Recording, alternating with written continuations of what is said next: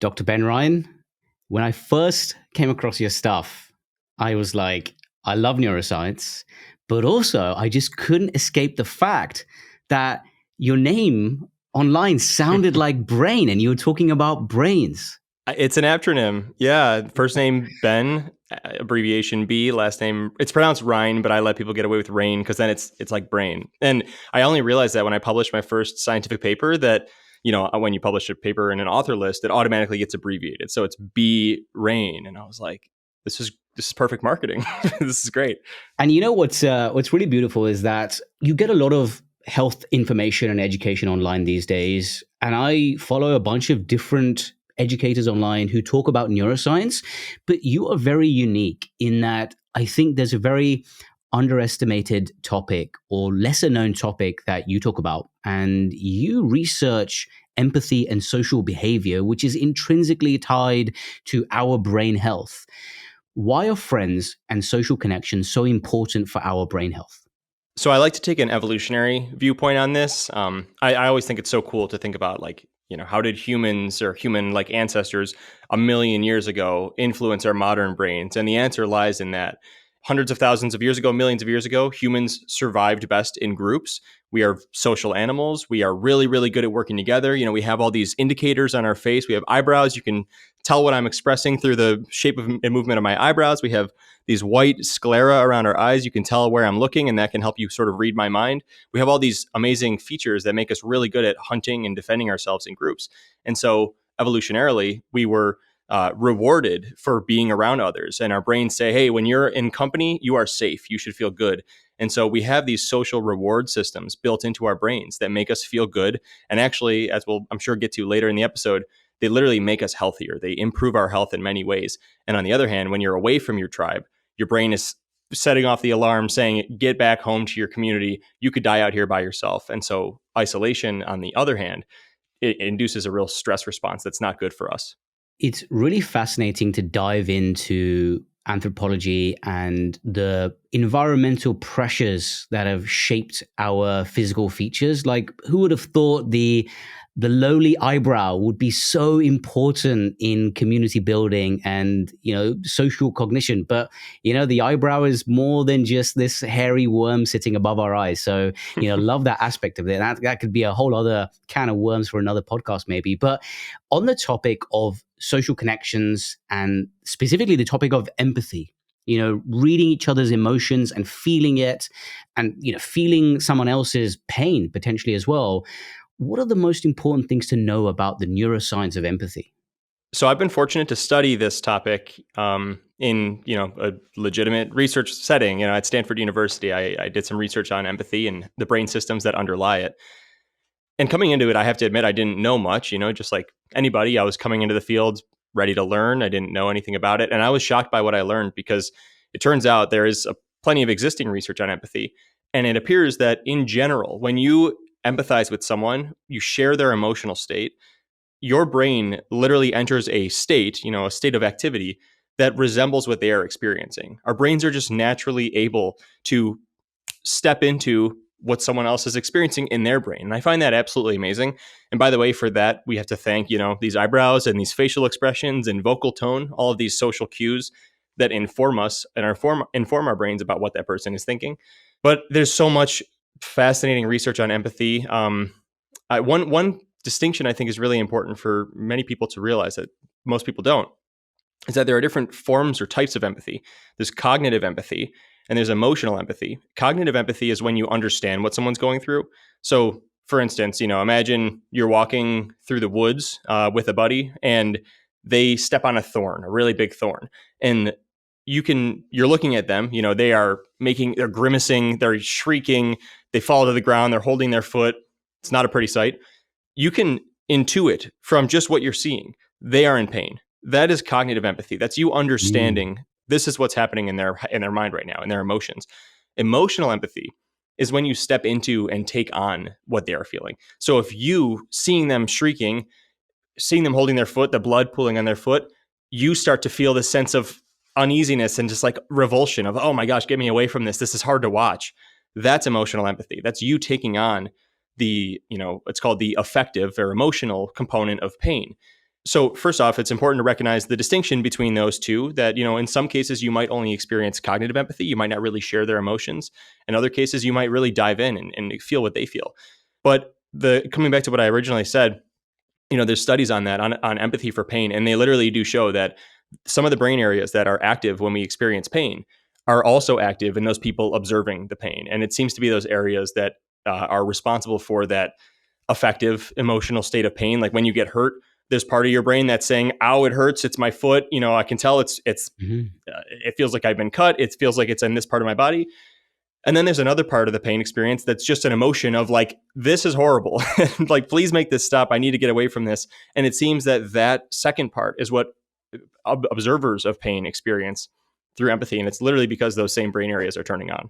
Wow. Yeah, I think that's a thread we should definitely pull on. But before we get on to that, I've always wondered, before I had a dog myself, why people are so in love with their pets. And then when I got a furry animal myself, I realized it just twigged in my head like, damn, I love this guy.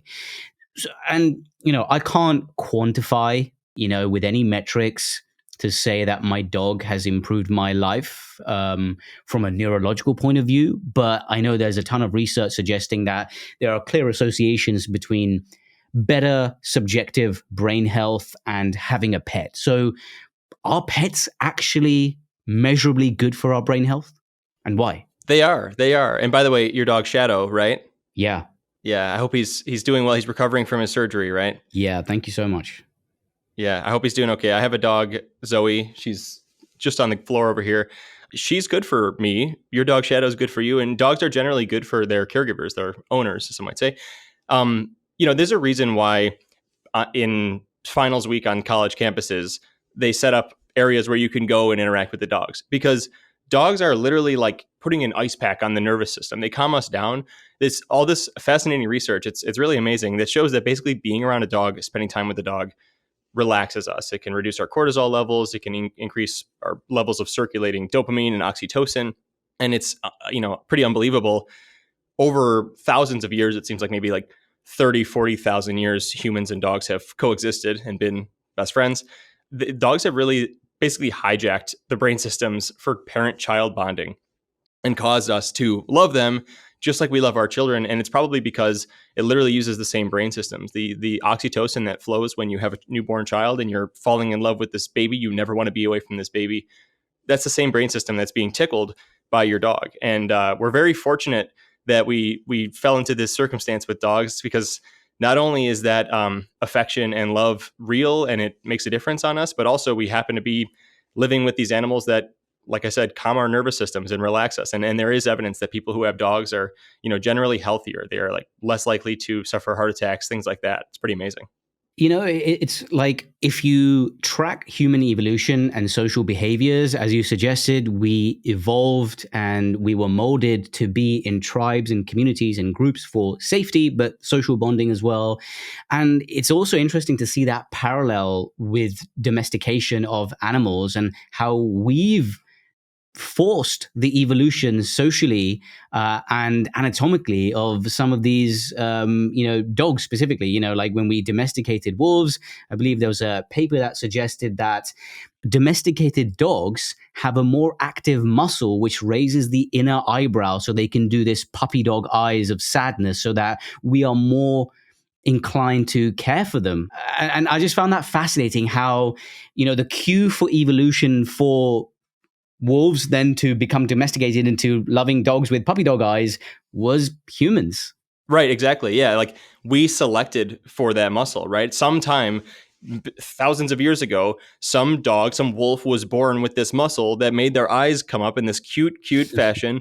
And the human said, oh, I like that one. Let me have that one. And then we bred that one. And then it became prominent in domestic dogs. And there's actually modern evidence, that dogs who use that muscle more are more quickly adopted from shelters, which is like the modern replication of what happened thousands of years ago, that we literally selected for these dogs. And that's not the only feature that dogs have that is unique, that they evolved in their relationship with humans. Another is actually like the oxytocin I mentioned.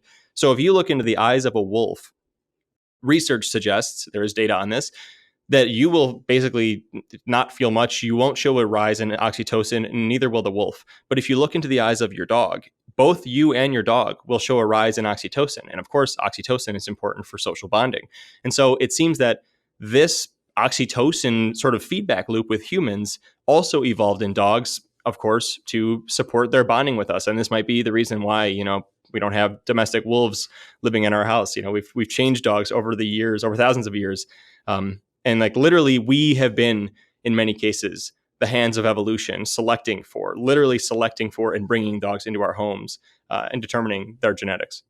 When we look into the eyes of our pets and we feel that bond, similarly to how I feel pain if my dog's undergoing pain, and when I'm not well, my dog will act differently as well. So could we attribute that to some degree of empathy within the dog? So I guess my question is empathy a uniquely human trait, or do other mammals possess it as well? Empathy is far from a uniquely human trait.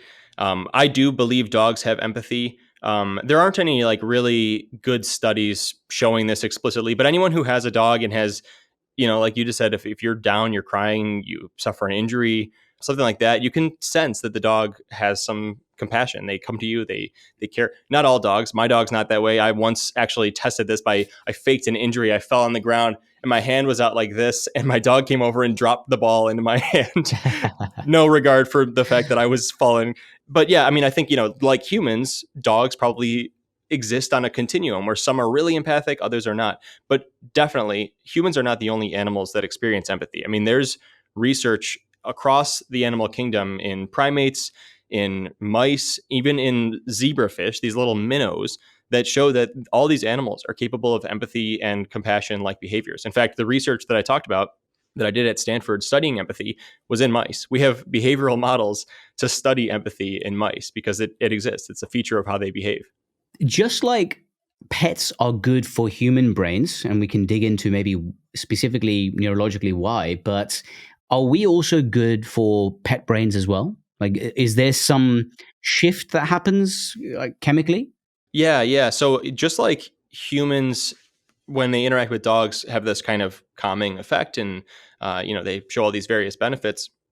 Some of those studies have also done the same measurements in dogs, and they find also that dogs show many of the same things. I know they show increases in oxytocin. I believe they also show increases in dopamine, and I believe endorphins and lower levels of cortisol. So basically, the biological signature of what you would expect in terms of just happiness. But what's important to recognize too is that humans and dogs have these systems because we exist effectively together. We are really good at surviving and hunting and defending ourselves in groups with humans and dogs together. And so, in order to make that feasible, that we would continue living this way, the dogs have to be interested in living with us too. So it makes sense that they would show that oxytocin rise just like we do, because as much as we feel connected and bonded to our dogs, they also need to care about us. And so I do think that, the love that you experience from your dog, or that you think you experience, is real, because otherwise, I mean, why would they choose to sit and, be underneath us in the hierarchy and wait for us to divvy out the food to them when they could just attack us and take all the food we have? It's because they actually probably love us. My dog loves listening to classical music, and there's a radio station in the UK called Classic FM, and they have dedicated hours to pets that are sleeping, like, this kind of gentle classical music, because they clearly acknowledge that this music is for some reason calming for those dogs. But you also recently discovered that horses like to have music played to them as well. So I'm wondering what is actually going on that is inspiring these animals to cherish music. I actually have absolutely no idea. Yeah. But there is research. I mean, this is another part of like science where when I discovered these studies, I was like, what? There's research in mice where they use music therapy.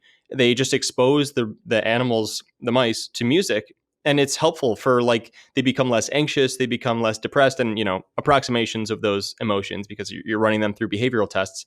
But for some reason, music has this like gentle calming effect on animals. I don't know. I mean, I've thought about why it has that effect on humans, right? Like, why are humans so enamored by music, right? Like, everybody enjoys music. We listen to it all the time.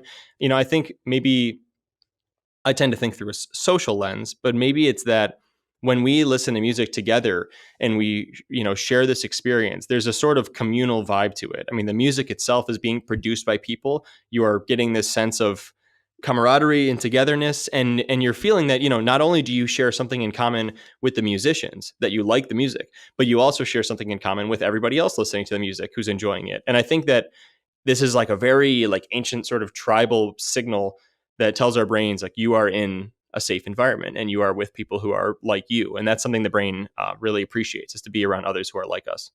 So clearly, there are tangible benefits for not only mental but physical health that we know that having a pet, not necessarily a dog, but cats, turtles, snakes, probably all share some unique qualities. Maybe not the sort of gazing into the eyes of a snake and having the oxytocin, but I think just having something to take care of clearly improves our health in various ways, sometimes maybe nebulous. But in addition to having pets, I mean, I don't think a pet necessarily for every single person can fill the hole that other humans can have, like, direct family and things like that. And you recently touched on new research looking at super-agers. So people above the age of 80 who have the brain power or cognitive reserve of someone 20 or 30 years younger than them. And you identified that in that research, a common denominator in all of these super-agers was having this human contact and being extroverted to some degree. Not everyone is extroverted, but that doesn't mean that you need to go out to a club every Friday night and have drinks with everyone, but simply interacting with people a lot more. Why is it that we can hang around with animals and they can have health benefits, but it doesn't quite translate to the same health benefits that you would see with other humans? Well, there's something just spectacular and unique about human contact, and for an example of that, just look at how it feels to have a conversation with ChatGPT versus sitting with your best friend and having a deep talk. Human interaction has so many benefits for our brains that when that study came out about the super-agers, I got an email from a reporter at the New York Times. They said, "Hey, this article came out. We'd love your opinion on it." And I read the article and I told them, nothing about this surprises me. The fact that socializing more results in a more, or at least is correlated with a more effective, literally larger brain. These people at 80 plus, they show thicker cortex, the outer layer of the brain, and various other brain changes. They show lower levels of inflammatory signals in the brain. They have more of these von Economo neurons, which are associated with social behavior and empathy. None of that surprised me. It's completely on target with what you would expect based on the literature, because there's tons of research showing that not only does being isolated induce all sorts of negative changes in the brain that can basically expedite death. And there is research that people who are more isolated are at higher risk of all-cause mortality, death by any cause, higher risks of dementia, heart failure, anxiety, depression, diabetes, all sorts of health changes. But also by socializing more, we can sort of exercise our brains. And you mentioned cognitive reserve. Cognitive reserve is this idea that if you're building up more brain tissue throughout your lifespan, through whatever means, one of those can be socializing. It is true that people who socialize more have larger brains. If you have that extra brain tissue built up, as you get older, everybody suffers from the gradual degeneration of the brain. It's natural that we lose synapses, the connections between brain cells. That's why when you look at an 85-year-old person's brain versus a 30-year-old person's brain, the 30-year-old looks thicker and just fuller and healthier. That's natural. Everyone goes through it. But if you build up that brain tissue, as that process happens, you are losing some, but you're still be able to potentially hold on to these valuable functions. You can think more clearly. You don't, forget words as often. You're basically able to tolerate the loss more effectively and continue functioning at a high level. So there are so many reasons why socializing is important. And that study was just such a beautiful, like perfect summary of exactly what you would expect, with the caveat, of course, that not everybody can just be really social and live to 150, right? I think that we all exist somewhere on this social continuum, going from somewhere in deep extroversion, being really outgoing, to really introverted, being really, not really enjoying being around people. And if you're really introverted and you don't gain as much satisfaction or happiness from being around others, then trying as hard as you can to live a really extroverted lifestyle with the goal of living to 100 probably isn't going to work for you. It's all about finding where you fit best. And I think for these people, they are naturally extroverted. So they benefit a lot from these social interactions that they're building into their lives. Yeah, and to be honest, that was one of the triggers for me to start a podcast way back when, because a few years ago I started just guesting on friends' podcasts and other people's podcasts in person, and I realized I genuinely enjoyed that hour of conversation. Just going in deep, sitting with a person that I didn't necessarily know very well, but that, we sort of bonded over that conversation. And for me, that was one of the inspirations to say, hey, I would like to do this on a regular basis where I can learn from people like yourself, chat to them, get to know them on a deeper level beyond, either following them on social media or having this virtual interaction. And, I didn't do it with the intent of reducing my dementia risk, whether that, contributes somewhat is maybe a bonus, but it was having that social connection. And again, I don't know if the data suggests this, but I would suggest that in real life, physical interactions obviously translate to a greater benefit than virtual, but there may be still some yield to be had from virtual interactions with people like we're having now.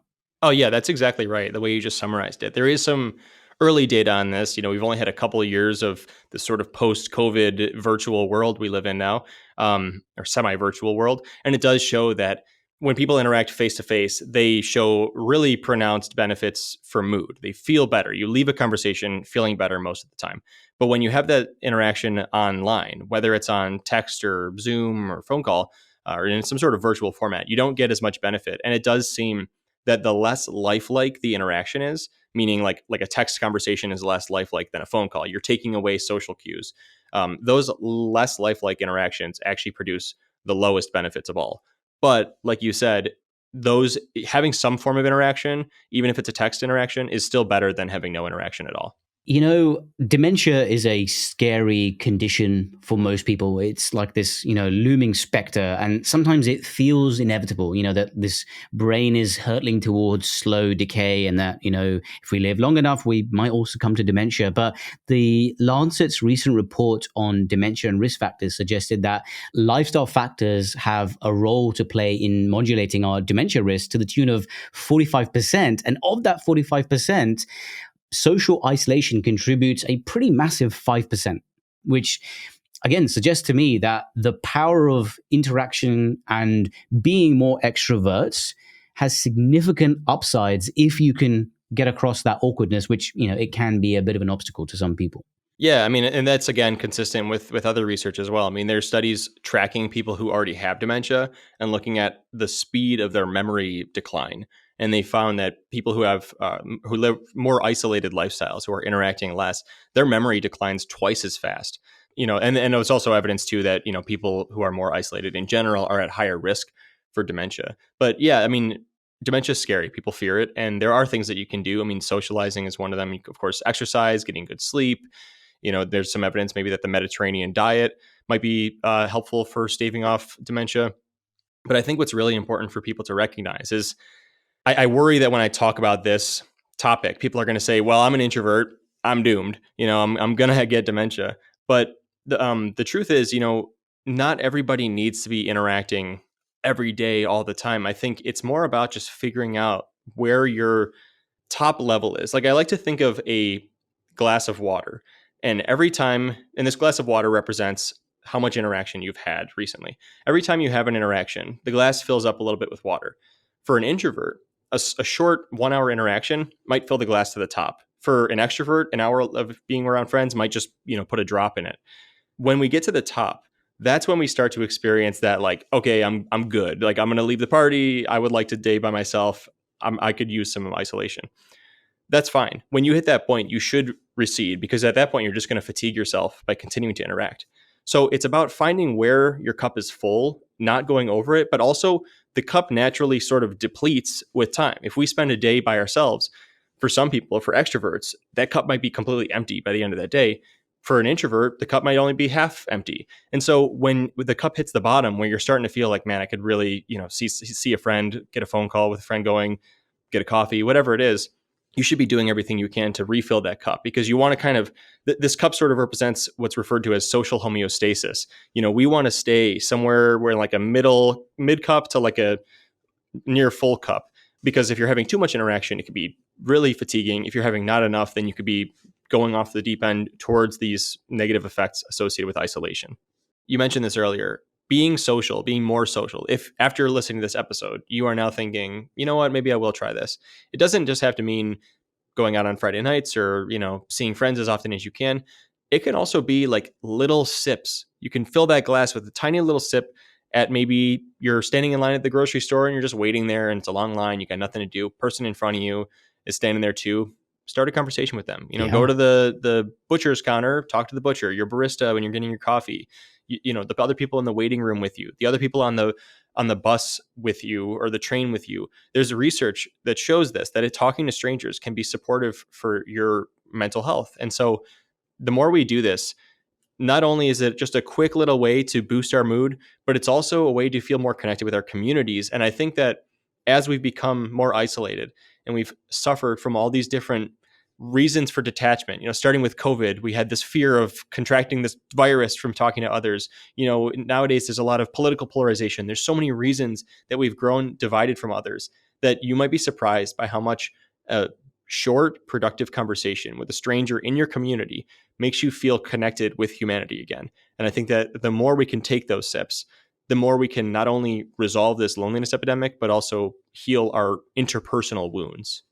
In this very much virtual world that we live in these days, and with the rise of AI, LLMs, and our interactions with them, I wonder how that's shifting our brain chemistry, because we're seeing more and more apps and utilities in daily life being integrated with AI. And something which is particularly worrying for me is the use of AI-based therapists, or these talking buddies that use AI.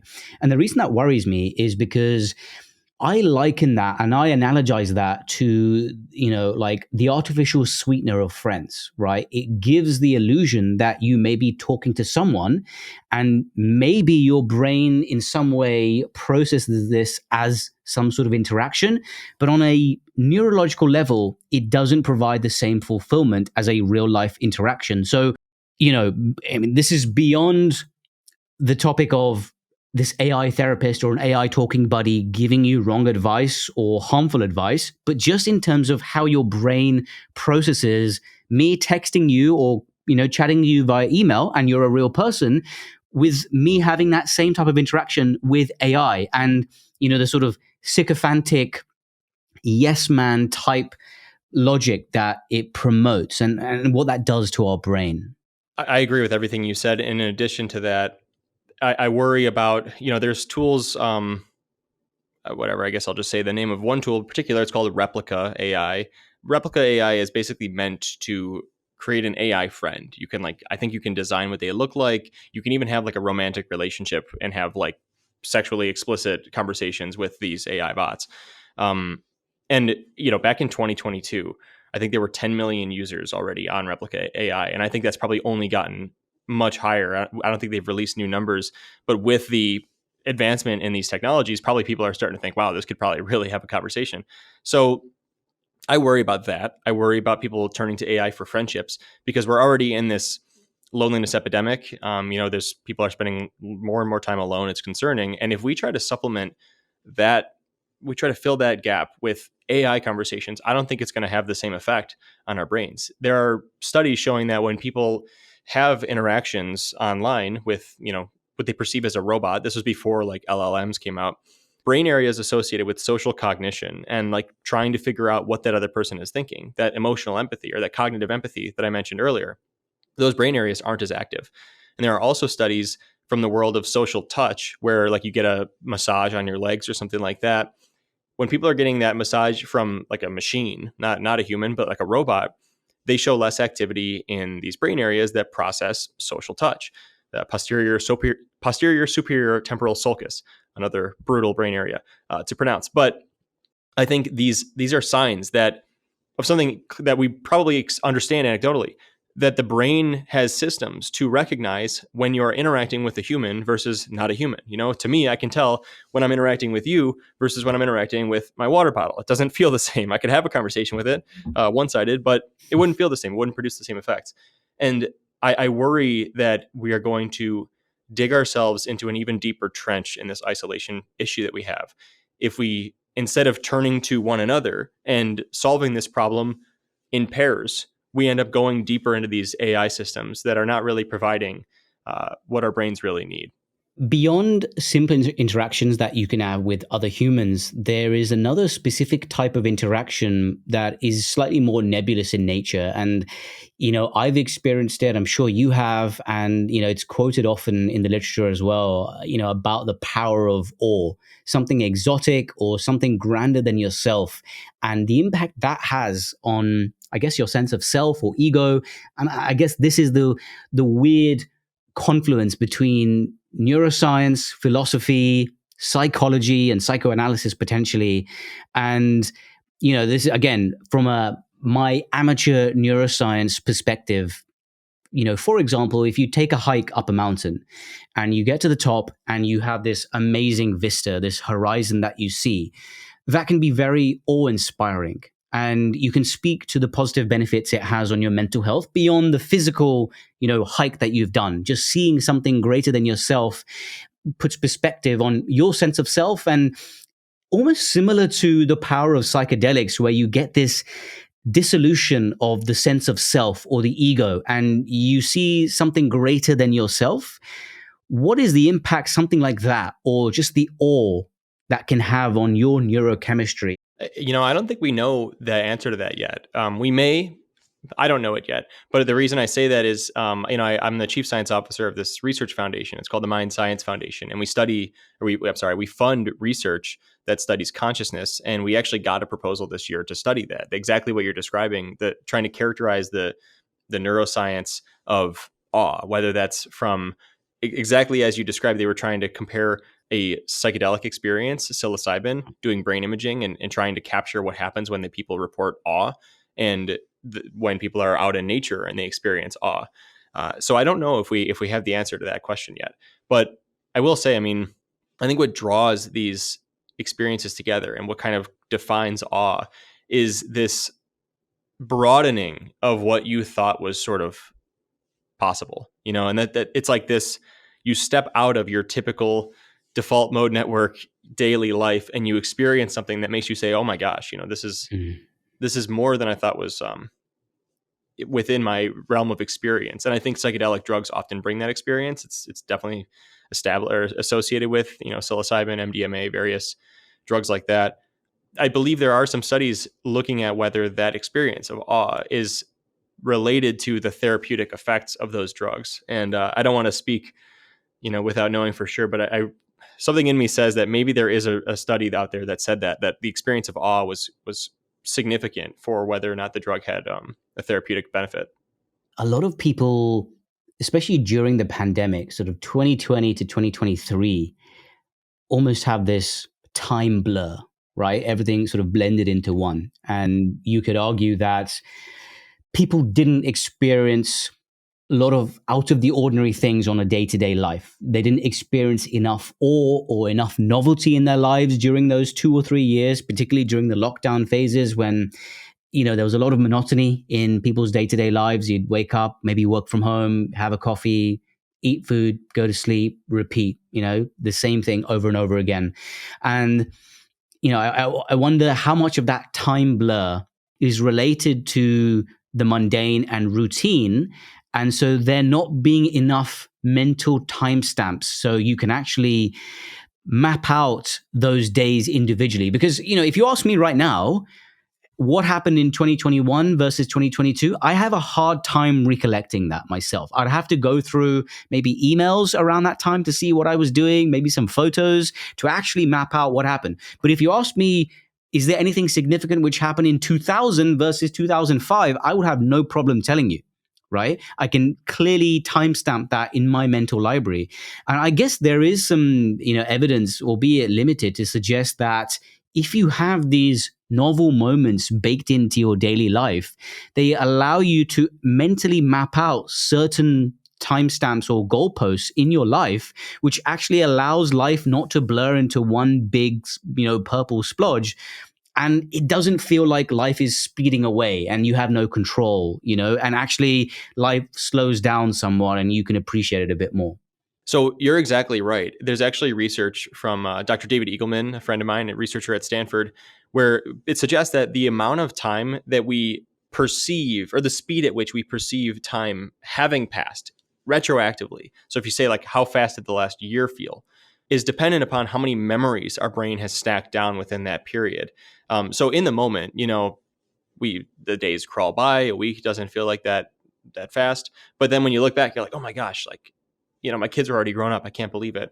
And it does appear that this novelty of, like, experiencing new things makes time seem to extend when we look back on it. That's why childhood, I remember my childhood summers, they felt like they were a year and a half long. And then I remember getting to college and I had the summer break and I was like, what? It's already gone. I can't believe how fast this went. I remember it being so much longer than this.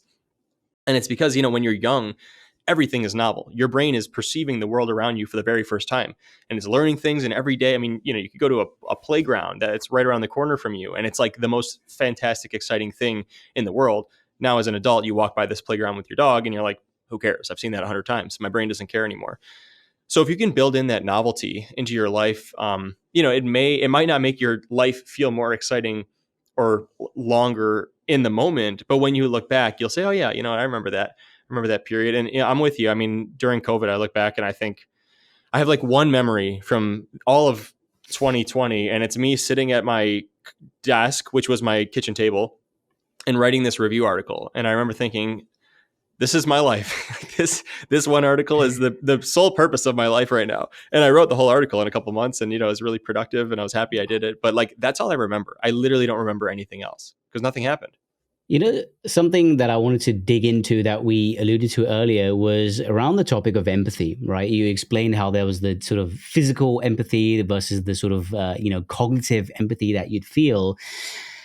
If we dive into the neurobiological basis of that, you often hear the phrase mirror neurons. Clearly, something in us allowing us to mirror what we see. If someone gets kicked in the balls, we might feel that as cringeworthy, like ouch, or someone vomits, that can provoke a feeling of disgust or make us gag as well. And what is it about these mirror neurons that allow us to empathize so deeply with what we see, hear, or feel? And is it present in everyone, or are some people immune to this feeling of empathy? And what does that say about them potentially? Great question. So yeah, mirror neurons were first discovered in primates when they found that they were recording this brain area, and I forget what they were having the monkeys do. They were, maybe like reaching for something and picking it up with their fingers, and they happened to be recording from another primate that was sitting nearby and watching. And they saw that when the one monkey picked up the object, the same neurons that were activating in the other monkey activated. That for like, even though the monkey wasn't doing it itself, it was just showing the same spontaneous brain activity. And so these mirror neurons have also been detected in human brains, and they seem to be somehow involved in empathy. I will say, I'm not convinced that mirror neurons are like the sort of sole proprietors of driving empathy. I believe that there are many other systems involved, and I'm not exactly sure how mirror neurons factor in. Of course, mirror neurons must play a role because empathy is exactly like what mirror neurons do. But I think that they may be mostly involved in sort of helping our brains understand the sort of premise of what another person is doing, right? Like physically, what are they going through?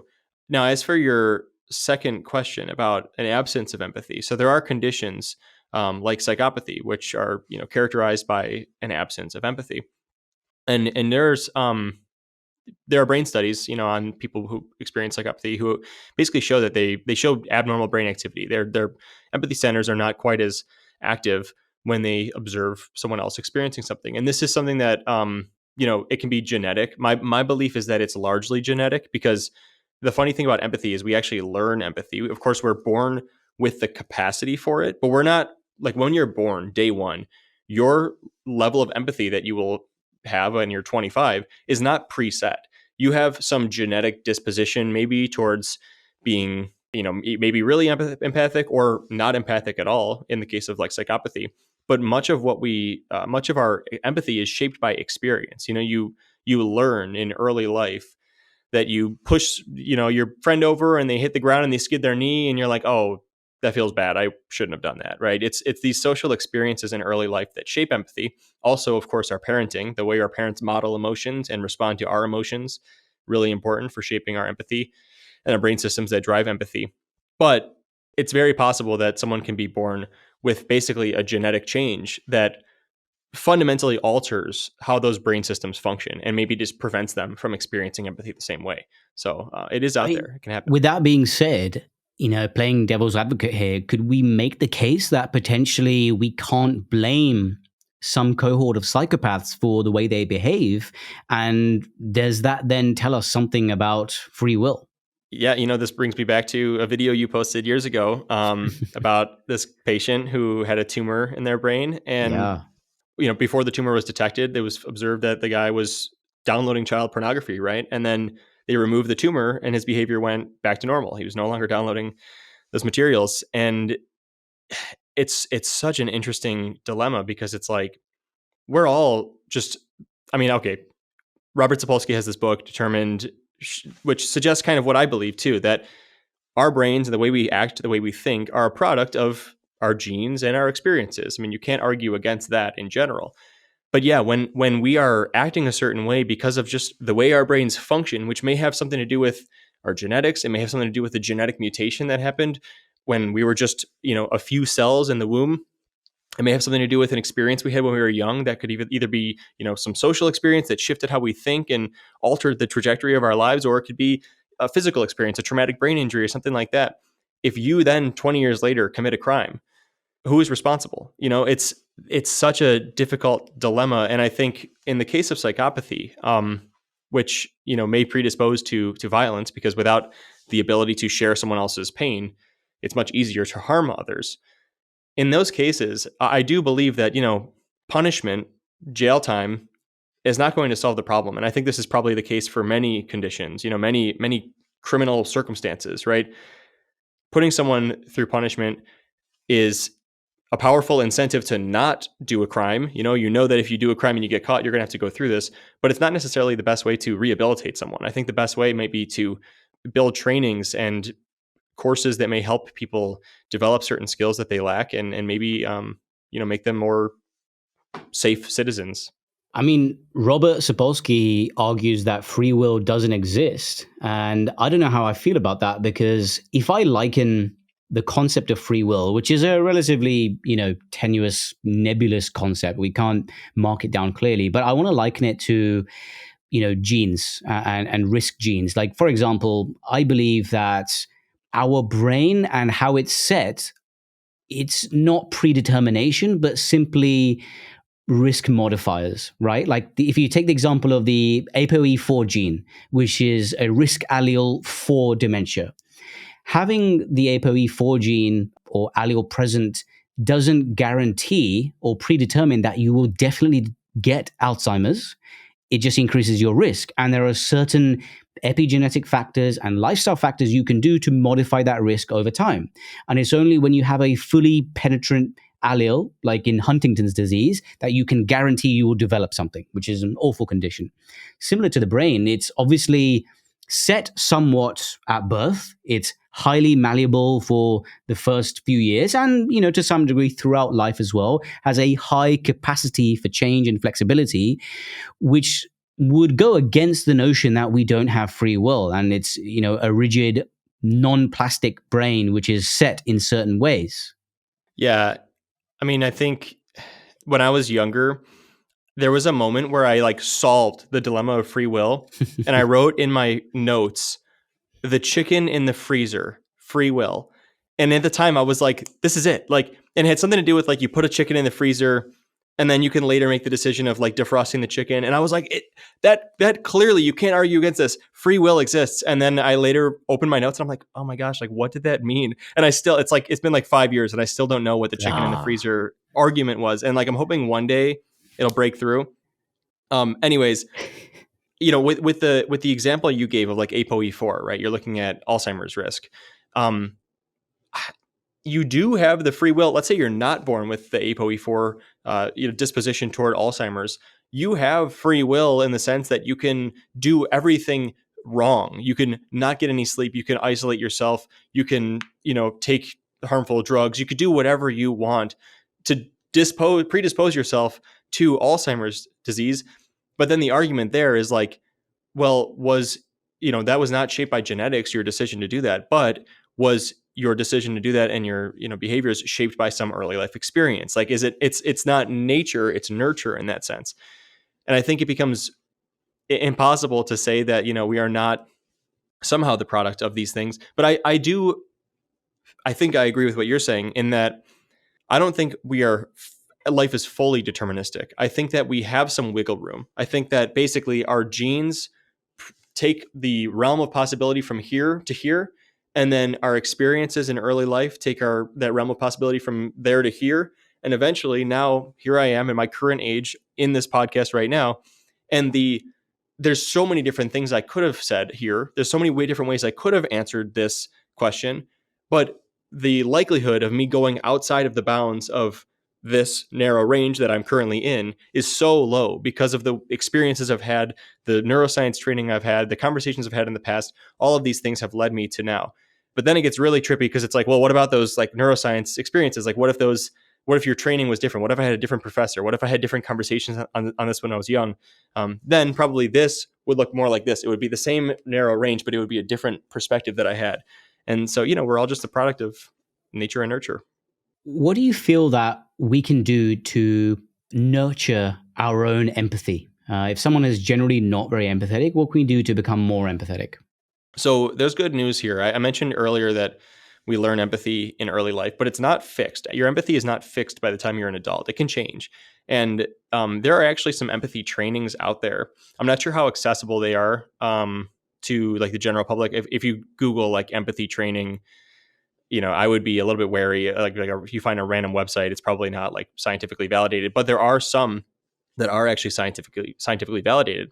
And a few of these exercises that I can share are, one of them is like a loving kindness meditation, which is this meditation where you close your eyes, you calm yourself down, you take some deep breaths, and then you picture a person who is, it could be anybody. It could be a loved one, for instance. And you just try to imagine sending all of your love and care to that person. Probably not a very challenging task if you start with a loved one. But then imagine choosing a person who's further away from you. Maybe it's a friend that you see once every, year or two. That's maybe not as natural to do, but you can still do it. Then imagine doing a person who's very different from you. Maybe it's the opposing political candidate who you did not vote for president in the last election. If you can achieve that experience of sending all your love and care in a genuine way to that person, or you could even send it to the whole of humanity. That's also part of this exercise if you want. If you do that repeatedly, it actually suggests that it can enhance your empathic abilities.